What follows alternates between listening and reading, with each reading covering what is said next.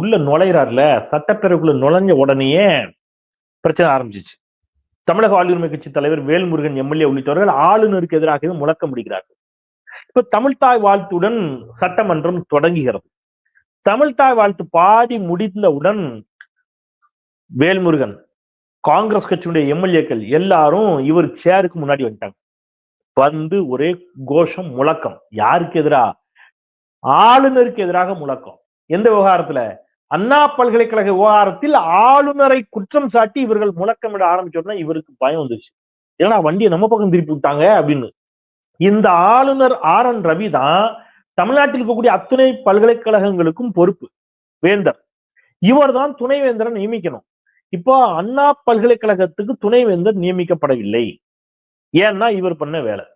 யாரு? ஆளுநர். அவர் இஷ்டத்துக்கு தான் துணைவேந்தரை அப்பாயின்மெண்ட் பண்ணுவேன் அப்படின்னு சொல்லி அரசோடு சண்டையிட்டு கொண்டிருக்கிறார். இதனால பல பல்கலைக்கழகங்களின் நிர்வாகம் சீர்கெட்டு போயிருக்கிறது, சிக்கல்ல கிடக்குது. இதை சுட்டி காட்டி ஆளுநரை நோக்கி முழக்கமிட்டவுடன் இவருக்கு என்ன பண்றதுன்னு தெரியல. கிளம்பி நேரா RN ரவி எங்க வந்துட்டாரு, கிளம்புறேன்.